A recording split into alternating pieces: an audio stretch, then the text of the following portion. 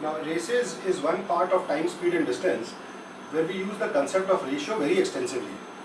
Let's first understand some key points, key words that we use in the questions related to races. Say for example A and B are racing themselves over a 100-meter track. Alright, now there is a concept called head start. I'm sure most of you know the meaning of head start, but just to explain it a little bit, say when you were kids and you allowed your younger brother to stand some distance ahead of you, because you know any which ways you will manage to defeat him, even if he starts 10 meters, 20 meters ahead of you. Or there were times when you said, you start running, I'll run after a little bit. So he started running and you started running 5 seconds after he started. Still you managed to defeat him. But rarely did you allow him to stand 50 meters ahead of you in a 100-meter race. Because then you know that even with your faster speed, it's unlikely that you will beat him. So instinctively you had a grasp that how much leeway can you afford to give to your younger brother and still manage to defeat him. Right? We all did that. And we did that because we had suffered the same fate from our older brother. So it was a comeuppance from our side. Now this concept can be used in races. The leeway that you give to the slower runner is called the head start. Either by asking him to start some distance ahead of you, not from the starting point, or by asking him to start before you, some seconds before you. That is what we call head start. Alright. For example, in a 100-meter race, if A says to B that okay, you stand 20 meters ahead of me, and then we will run the same race. So the finishing point does not change, but the starting point of A and B are different. Now say in this race, both of them finish the race at the same time. So time is same for A as well as B, same time they managed to finish the race because they started at the same time, they also finish at the same time. So the time for which each one ran is same. When time is same, then speed is proportionate to distance. In the same time, a faster person runs and a slower person runs. The distance that they run will be in the same ratio as their speed. What is the distance that A is running? 100 meters. What is the distance that B is running? 80 meters. Right? And what did I say? That there was no winner. They both finished at the same time. Which means A and B reach the finishing point at the same time. So in the time that A runs 100 meters, B runs 80 meters. So the ratio of their speed will also be 100:80 or 10:8 or 5:4.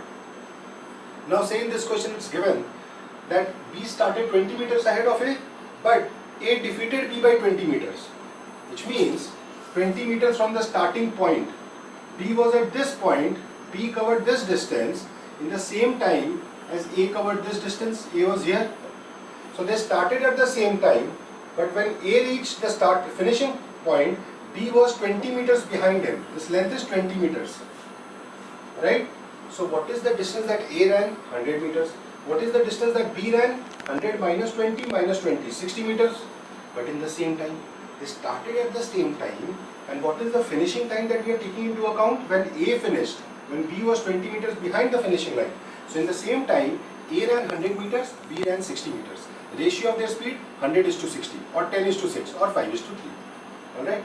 Now if we come to the concept of giving a head start in terms of time. For example, say A says to B, his younger brother, you start running, little kid, I'll run 5 seconds after you. Okay. Then they both complete the race in the same time. So B took 5 seconds extra to complete the race, which means, say the speed of A is 10 meters per second. So he will complete the race in 10 seconds, right? 100 meters, 10 seconds. Now B took 5 seconds extra. Why? Because he started running 5 seconds before A started running, but they both finished the race at the same time. Right? So B took 5 seconds extra. So the time taken by B is 15 seconds. Right? So what is the speed of the B? 100 by 15. Okay. Now let's come to a few examples to understand this better. Say speed of A 10 meters per second. Speed of B 8 meters per second. A defeats B by 8 seconds. So what is the length of the race? So this is the question. Alright. Now this question can be done very simply. Alright. How do we do this? Say he runs 10 meters every second. He runs 8 meters every second. Alright. Let's take an LCM of 10 and 8. Say 40. So if the racetrack was 40 meters, then A would have completed it in 5 seconds. B would have taken 4 seconds. B would have taken 5 seconds. So for a race of 40 meters, A will take 4 seconds, B will take 5 seconds, so the gap will be 1 second. So for 40 meters, the gap is 1 second. Alright, when the race is for 40 meters, the gap is 1 second. So if the gap is 8 seconds, 1 into 8, 8 seconds, then the race will be 40 into 8, 320 meters. Do we understand this? Right? Now, what did we learn from this question? That a question like this, it looks challenging, but with a little bit of understanding of the chapter and the concepts, we can do it mentally. And how fast did we do this? Okay, I repeat. Let's take an LCM of 10 and 8. 10 and 8 LCM we are taking only to make our calculation easy. We could have taken any number under the sun, but LCM will be divisible by both 10 and 8. So I take 40. So if the race is for 40 meters, A will take 4 seconds, B will take 5 seconds. So A will defeat B by 1 second. In 40 meters, A defeats B by 1 second. So if A defeats B by 8 seconds, race is for 320 meters. Let's come to the second question. In a race track of 100 meters, this is 100 meters, not 100 meters. In a race track of 100 meters, A defeats B by 10 meters and B defeats C by 10 meters. So A completes first, B is at the 90th meter because the race is for 100 meters. Then A is done, so he rests and all. B was at 90 meters, he runs straight ahead and will complete 100 meters, right? When B is at the 100th meter, C is at the 90th meter. So just think of it. In this whole situation, what is the kind of situation we are talking about? That when A is at 100, then B is 10 meters behind. C I don't know is somewhere here. Now when B manages to reach here, when B reaches here, then C reaches here. Okay, so where was C when A reached here? This is the question. Now, by now you must have grasped what is the basic idea that we use in races. The basic idea in most questions is time is same. So you connect speed with distance. More speed, more distance. And the ratio of the distance covered is the ratio of their speed, which will remain constant. So when A runs 100, B runs 90, right? And when B runs 100, C runs 90, right? Okay. So when B runs 100, C runs 90. So what is the ratio of their speed? 100 is to 90 or 10 is to 9. So B is to C is 10 is to 9. Okay, the ratio will remain constant, that is not going to change irrespective of the length of the distance. Which means when B runs 90, the ratio will remain 10 is to 9. Yes, ratio will not change, 10 is to 9. So when B runs 90, how much will C run? If B runs 10, C runs 9. So if B runs 90, which is 10 into 9, 90, then C will run 9 into 9, 81. Okay, let me put this. When A runs 100, B runs 90. When B runs 100, C runs 90. So my question now is, when B runs 100, what will C run? The ratio will not change, 10 is to 9, right? When B runs 90, when B runs 90, what will C run? The ratio will not change. So if this has become 90%, this will also become 90%. The ratio is 10 is to 9. So 10 into 9, 90. So 9 into 9, 81. When B runs 90, C runs 81. When B runs 90, then A runs 100 and C runs 81.